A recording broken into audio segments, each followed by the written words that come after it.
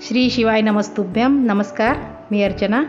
पुन्हा एकदा माझ्या चॅनलमध्ये आपलं सगळ्यांचं स्वागत आहे. आजच्या व्हिडिओमध्ये आपण बघूया तांदळाची खीर.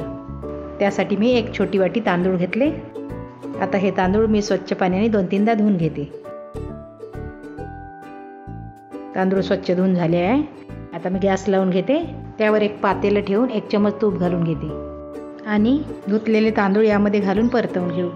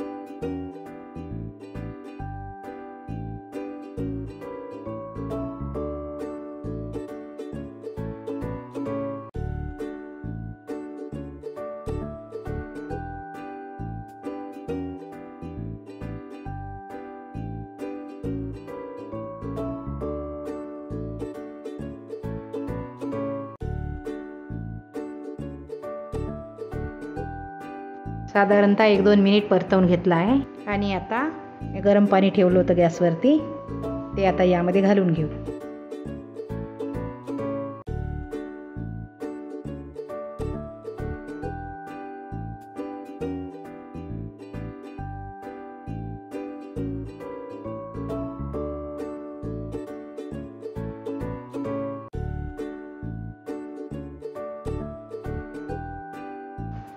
थोडं मीठ टाकून घेऊ आणि तांदूळ शिजत आले की झाकून देऊ.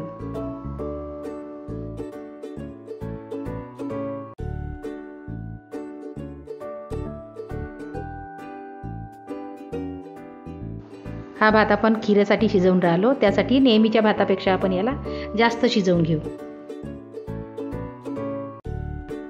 भातातलं पाणी संपलं आहे. आता आपण याला 4-5 मिनिटासाठी झाकून ठेवू. आपला भात छान मऊ आणि आसट मस्त शिजला आहे. आता मी गॅसवरती एक पातेलं ठेवलं, त्यामध्ये दूध घालून घेऊ.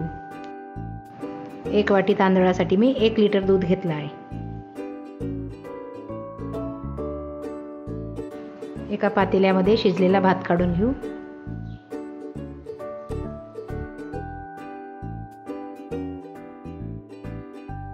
आता याला चम्मचनी मॅश करून घेऊ. पूर्ण बारीक नाही करायचं, थोडं जाडसरच भात असला पाहिजे.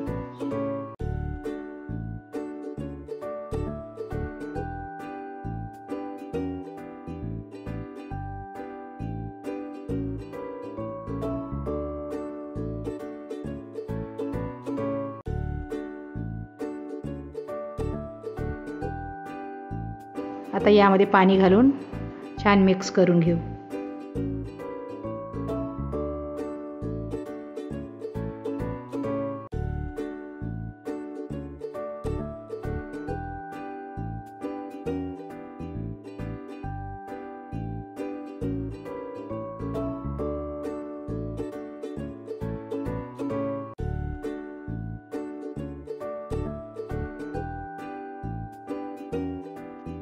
आता हे मिश्रण आपण उकळत्या दुधामध्ये घालून घेऊ.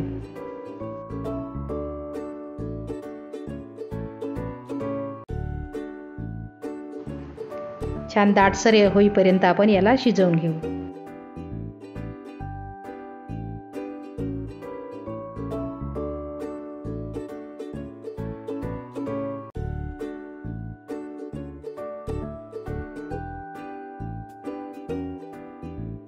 यामध्ये थोडे केसरचे धागे घालून घेऊ आणि याला 2-4 उकड्या काढून घेऊ.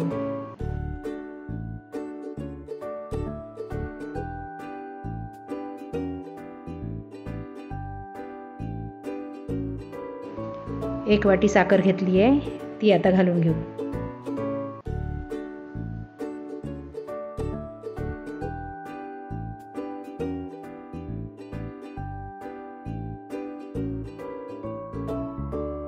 आपण याला एकसारखं फिरवत राहू.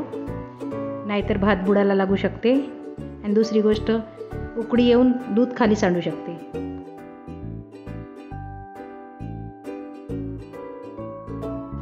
आता यामध्ये थोडे मेवे घालून घेऊ.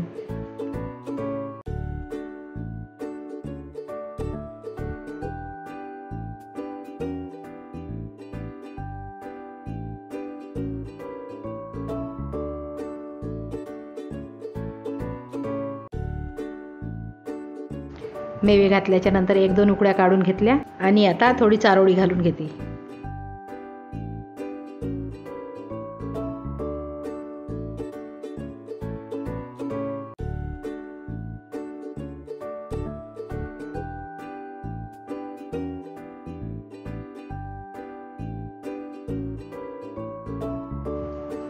खीर आपली घट्ट होत आली आहे.